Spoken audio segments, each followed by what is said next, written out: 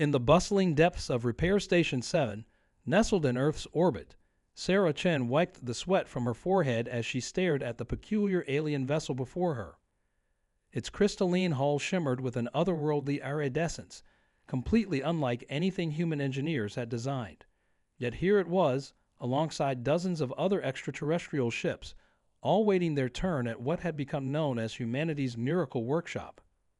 20 years ago, when humans first made contact with galactic civilization, everyone expected Earth to become just another insignificant backwater world. After all, what could a species that had barely reached its own moon offer to cultures that had mastered faster-than-light travel? The answer, as it turned out, lay in humanity's greatest strength, our ability to fix almost anything. Sarah smiled as she recalled her grandfather's words about humanity's universal mechanic reputation. "We're the only species crazy enough to try repairing something without fully understanding how it works," he'd said. "And somehow we usually succeed." He wasn't wrong. While other civilizations developed highly specialized repair protocols for their own technology, humans had spent millennia adapting to and fixing whatever they could get their hands on. Through the station's massive observation window, Sarah watched as a Zixtal trading vessel took its place in the queue, its bio-organic hull pulsing with a soft purple glow. Behind it, 3 Meridian ships waited patiently, their quantum-locked engines humming in perfect harmony. The diversity of vessels seeking human expertise never ceased to amaze her. "Chief Chen, we've got another emergency request," called out Mike from the control room. "Remember that Kraxon warship that gave us trouble last month? Well, their sister ship just dropped out of FTL with the exact same issue. They're asking for you specifically." Sarah's eyes lit up at the challenge. The last Kraxon ship had taught them so much about their unique propulsion system, a beautiful mix of antimatter cascades and gravitational folding that no human engineer had ever seen before. The fact that they were coming back meant one thing: humanity's reputation for fixing the unfixable was spreading across the galaxy. As she gathered her tools, a sudden commotion drew everyone's attention. Through the station's main viewport, a massive ship emerged from hyperspace. Its design was unlike anything recorded in their database, all smooth curves and impossible angles that seemed to bend reality itself. The ship's surface rippled like liquid mercury, and energy readings from it were off the charts. The entire repair bay fell silent as the unknown vessel's distress beacon activated. Its message was simple but clear: "We have heard of Earth's repair stations. Our ship carries technology deemed irreparable by the greatest engineers of 12 galaxies. We seek humanity's assistance." Sarah felt her heart race as she studied the mysterious ship. This was exactly why she loved her job. Every day brought new challenges, new technologies, and new opportunities to prove that humanity's greatest strength wasn't in having all the answers. It was in never stopping until they found them. As the unknown ship was guided into the emergency dock, Sarah couldn't help but wonder what impossible problem they would solve today, because that's what humans did best. They looked at the impossible, rolled up their sleeves, and somehow found a way to make it work. The station's intercom crackled to life. "Chief Engineer Chen, please report to Emergency Bay 4. Priority 1 repair assessment required." Sarah grabbed her diagnostic tablet and headed toward the bay, her mind already racing with possibilities. Whatever mysteries this new ship held, one thing was certain: humanity's repair stations would find a way to help, just like they always did. Sarah's boots echoed through the pristine corridors of Emergency Bay 4 as she approached the mysterious vessel. Up close, its hull seemed to defy physics even more, the metallic surface flowing like water while maintaining perfect structural integrity. Her handheld scanner beat frantically, struggling to make sense of the readings it was receiving. 2 figures emerged from the ship's seamless hull, which parted like a curtain of liquid starlight. The aliens were tall, their bodies wrapped in what appeared to be suits made of the same flowing material as their ship. They moved with an otherworldly grace that made Sarah think of deep-sea creatures she'd seen in old nature documentaries. "Welcome to Repair Station 7, Sarah said, activating her universal translator. "I'm Chief Engineer Chen. Can you tell me more about the problems you're experiencing?" The taller of the two beings stepped forward, its suit rippling with patterns that the translator interpreted as a form of communication enhancement. "We are the Nexus." The being's words flowed through the translator. "Our ship's quantum core has developed anomalies. 12 galaxies worth of engineering knowledge has failed to stabilize it. We observed your species' unique approach to problem solving and believe you might see something others have missed." Sarah nodded, remembering how last year they'd fixed a Centaurian light drive by using principles from a 1967 Volkswagen Beetle's engine timing. Sometimes the simplest solutions came from the most unexpected places. "Can you show me the core?" she asked, already pulling up historical repair logs on her tablet. The interior of the Nexus ship was even more remarkable than its exterior. The corridors seemed to shift and reform as they walked, adapting to their movement patterns. Sarah's engineering mind was racing, noting how the ship's systems appeared to operate on principles that blended technology with something almost biological. As they approached the quantum core, Sarah's breath caught in her throat. Before her stood a sphere of pure energy, contained within what looked like a web of crystalline threads. But the perfectly ordered pattern was now disrupted by chaotic swirls of power that threatened to break free of their containment. "The core's harmony is failing," the second Nexus being explained, its suit pulsing with worried patterns. "When it finally destabilizes, the reaction will tear apart space-time for 12 light-years in every direction." Sarah's mind immediately went to the station's evacuation protocols, but she pushed that thought aside. This was exactly the kind of impossible problem that human engineers lived for.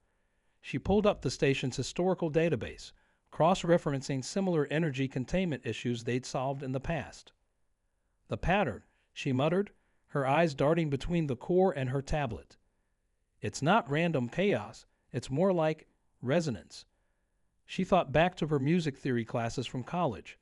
Of all things, sometimes the most complex harmonies could be disrupted by the simplest of discordant notes. The Nexus beings watched silently as Sarah began setting up diagnostic equipment around the core. Each scanner revealed new layers of complexity, but also confirmed her initial hypothesis. The quantum core wasn't failing. It was singing out of tune with itself. As she worked, more station engineers arrived, each bringing their own unique perspective to the problem. This was humanity's real secret weapon, not just the ability to think outside the box, but to throw the box away entirely and build something new from the pieces. "I think I know what we need to do," Sarah said finally, her voice steady despite the gravity of the situation. "But I have to warn you, it's never been tried before, and it goes against everything we understand about quantum mechanics." The Nexus beings turned to each other, their suits rippling with complex patterns of communication. The fate of 12 light-years of space hung in the balance, waiting for their response. The quantum core's unstable energies cast dancing shadows across the chamber as Sarah outlined her plan to the assembled team. "Think of it like tuning a massive orchestra," she explained, her hands moving animatedly. "The core isn't just storing energy, it's conducting it through space-time itself. We've been looking at it all wrong. We don't need to contain the chaos. We need to help it find its rhythm again." The senior station engineer, Dr. Thompson, rubbed his chin thoughtfully. "You're suggesting we treat a quantum anomaly like a musical problem. That's," he paused, a smile spreading across his weathered face, "exactly the kind of crazy thinking that made Earth's repair stations famous in the first place." The Nexus beings' suits rippled with patterns that the translator interpreted as a mix of hope and concern. "No species has ever attempted to harmonize with a quantum core," the taller one communicated. "The energies involved would overwhelm any conventional interface." Sarah walked over to a storage locker and pulled out what looked like an ancient Earth device. "This is why we'll use something unconventional. This is a modified oscilloscope from 1985. We've been using them to diagnose alien tech because they're simple enough to be compatible with almost anything. If we can connect it to the core, we might be able to visualize the quantum frequencies." The team worked frantically, setting up a network of retrofitted Earth equipment around the failing core. Old TV antennas, repurposed radio receivers, and even a couple of vintage synthesizers were wired together in what looked like a mad scientist's garage sale. But Sarah knew that sometimes the best solutions came from the most unlikely combinations. The core's energy spikes were getting worse. Each pulse sent tremors through the ship, and warning alarms from the station's monitoring systems were becoming more frequent. They had maybe an hour before evacuation would become mandatory. "We're picking up a pattern," called out Lisa from her monitoring station.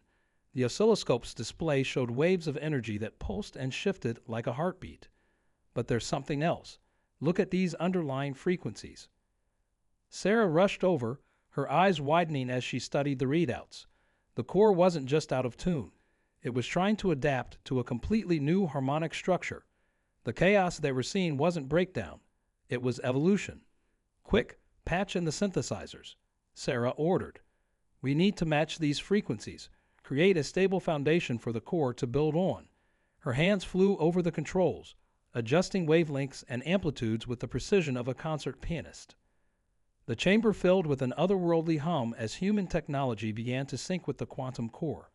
The Nexus beings' suits pulsed with rapid patterns of astonishment as energy readings started to stabilize, then suddenly spiked again, higher than before. Warning klaxons blared throughout the station. Energy containment at critical levels. The station's AI announced calmly. "Evacuation protocols initiated. All personnel must proceed to emergency shuttles immediately." "Just a little more time," Sarah muttered, her eyes fixed on the readings. "We're so close to finding the right frequency." The core's light had become almost blindingly bright, its energy patterns shifting faster than their instruments could track. Dr. Thompson grabbed her shoulder. "Sarah, we have to go. We've got less than 10 minutes before the core goes critical." But Sarah shrugged off his hand, her mind racing through calculations and possibilities. "Wait," she said, staring at the oscilloscope's display. "Look at this pattern. It's not random. The core isn't just producing energy. It's trying to communicate something." The Nexus beings moved closer, their suits rippling with intense patterns of recognition.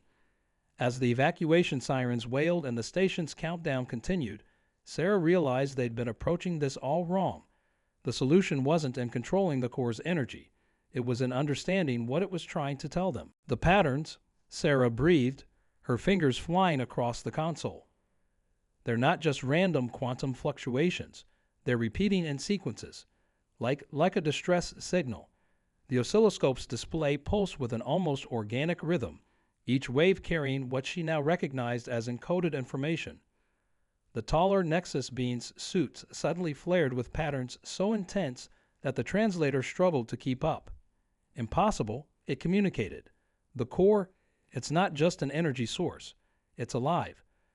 A sentient quantum entity that our ancestors discovered and contained." The being's patterns shifted to what the translator interpreted as deep shame. The station's countdown continued its merciless progress. 7 minutes until critical containment failure, the AI announced with artificial calm. The evacuation sirens created an eerie backdrop to the core's increasingly urgent pulses. All this time, it wasn't malfunctioning, Sarah realized, her voice thick with emotion. "It's been trying to break free. No wonder nothing could fix it. We were all trying to cage it again instead of helping it." She turned to the Nexus beings, her eyes blazing with determination. "Your ancestors might have trapped it, but we can help set it right." Dr. Thompson stepped forward, his face pale. "Sarah, if you're suggesting what I think you are, releasing a quantum entity of this power could tear the station apart. We don't even know if it's friendly." Around them, other engineers were reluctantly heading for the evacuation pods, casting worried glances back at the core. The second Nexus being moved closer to the core, its suit rippling with complex patterns of realization and regret. "Our histories speak of the entity as a guardian of spacetime itself. We thought we were preserving it, protecting it for study. We never considered." A violent surge of energy cut through the ship, knocking everyone off their feet. Warning systems screamed as new alarms joined the cacophony.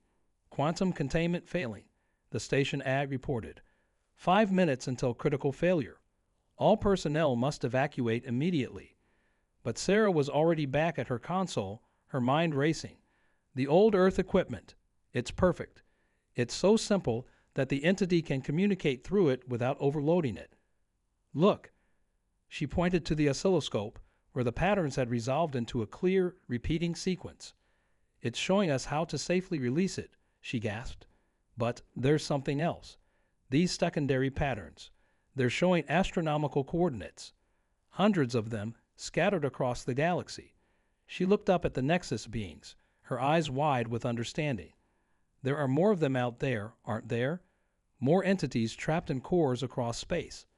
The Nexus beings' suits rippled with patterns so complex the translator simply displayed Eor, Patiern, complexity XTED's parameters. The implication was clear. This discovery went far beyond a simple repair job. It could reshape the understanding of quantum physics throughout known space. Another surge rocked the station. 3 minutes until critical failure, the AI warned. The core's light had become almost unbearable, its pulses now visible through the ship's liquid metal hull. Sarah's hands hovered over the controls as she faced the most difficult decision of her career. Follow protocols, evacuate, and let the entity destroy itself and potentially the station, or trust her instincts and attempt something that no human engineer had ever tried. A controlled quantum entity release. The oscilloscope's patterns suddenly shifted, forming what looked almost like words in pure energy. Trusty. Helpy. Free. The Nexus beings stepped back, their suits pulsing with a mixture of fear and awe, as Sarah reached for the final control sequence. In the weeks that followed, Repair Station 7 transformed into something unprecedented. Sarah's team worked tirelessly to document and share their discovery with other human repair stations across space. The simple but ingenious combination of vintage Earth technology and advanced alien systems became known as the Chen harmonic method, though Sarah insisted the quantum entity deserved all the credit. Word spread quickly through the galactic community. Ships began arriving not just for repairs, but for liberation. Each successful release of a quantum entity brought new insights, new technologies, and new understanding of the universe's fundamental nature. The repair stations became known as harmony points, where the wisdom of ancient cosmic guardians merged with humanity's unique approach to problem solving.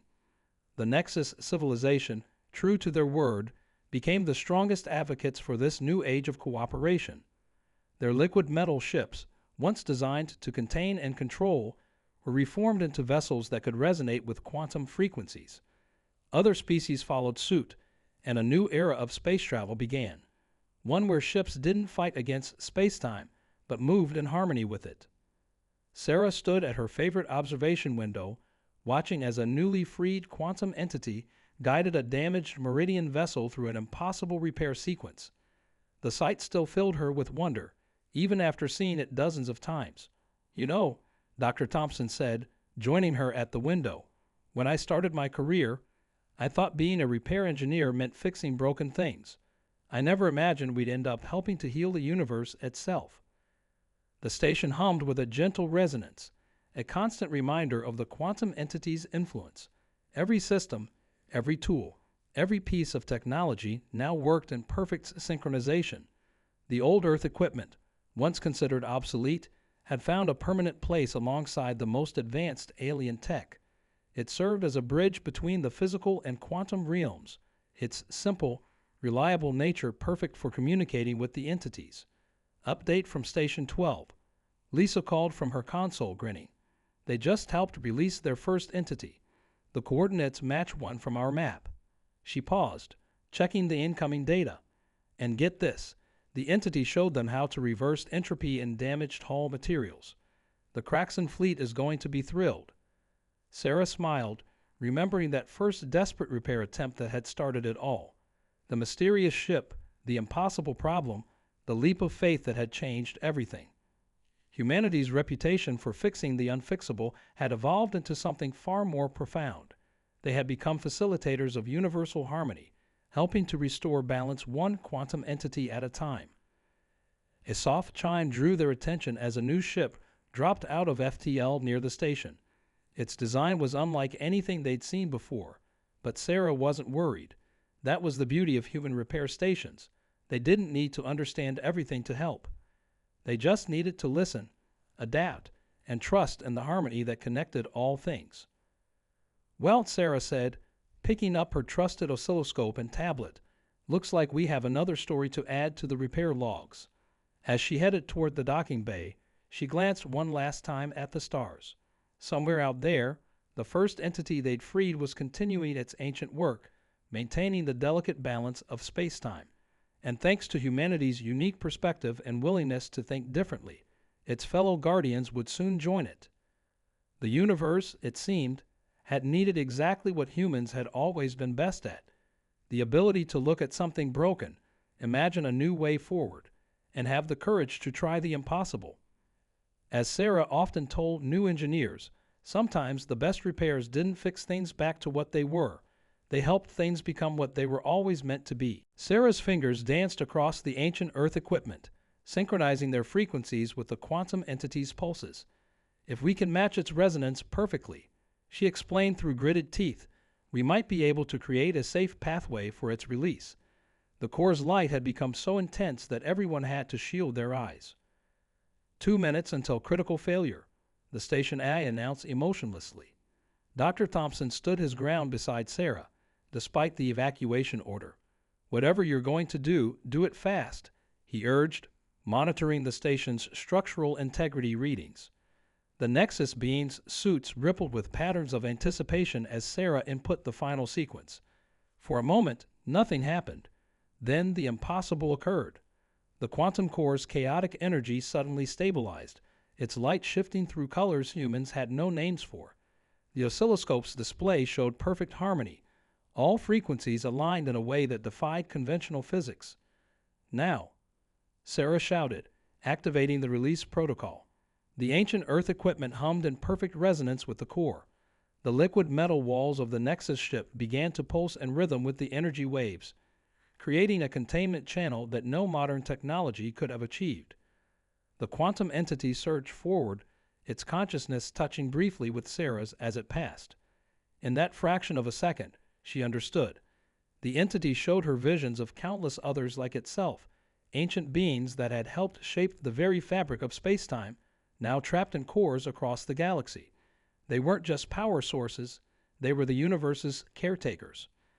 As the entity emerged fully from its containment, it coalesced into a form that made Sarah's mind struggle to comprehend. A being of pure quantum energy, its presence simultaneously everywhere and nowhere. The station's sensors went haywire, recording readings that should have been impossible. Instead of the devastating explosion they'd feared, the entity's release created a cascade of harmonic energy that spread throughout the station. Every piece of technology, from the simplest calculator to the most advanced alien drive systems, suddenly began operating at peak efficiency. It was as if the entity's passage had tuned the very fabric of reality around it. The Nexus beings fell to their knees, their suits pulsing with patterns of pure awe. In all our history, the translators struggled to convey their message. We never understood. They were never meant to be contained. They were meant to be our guides. The entity hovered before them, its form shifting like a cosmic dance. Through the station's systems, it communicated one final message. Others wait. Help them. Remember harmony. Then, with a flash of light that briefly connected every quantum particle in the sector, it vanished into the depths of space. As the emergency signals finally fell silent, Sarah noticed something extraordinary on her tablet. The quantum entity had left behind a gift, a complete map of every trapped entity in the galaxy, along with the exact frequencies needed to safely release each one. But there was more. The data included something that made her breath catch: blueprints for a new type of quantum drive, one that would revolutionize space travel. "It gave us a choice," Sarah said softly, looking at the amazed faces around her. "We can keep building walls and containers, trying to control things we don't understand. Or we can learn to work in harmony with forces far greater than ourselves." She smiled as new ships appeared on the station's long-range sensors, more vessels arriving for repairs, unaware that Earth's repair stations were about to become something far more important: liberation points for the universe's oldest guardians. The Nexus beings turned to Sarah, their suits displaying patterns of determination. We will spread the truth to our people. They communicated. The age of containment is over. The age of harmony begins. As if in response, every piece of technology in the station hummed in perfect resonance, a symphony of human ingenuity and quantum wisdom combined. Dr. Thompson chuckled, shaking his head in amazement. "Well, Chief," he said to Sarah, "I guess we're going to need to update our repair protocols. Something tells me we're about to get very, very busy." Outside the station's windows, the stars seemed to shine a little brighter, as if the freed entity's song still echoed through space, calling its kin home.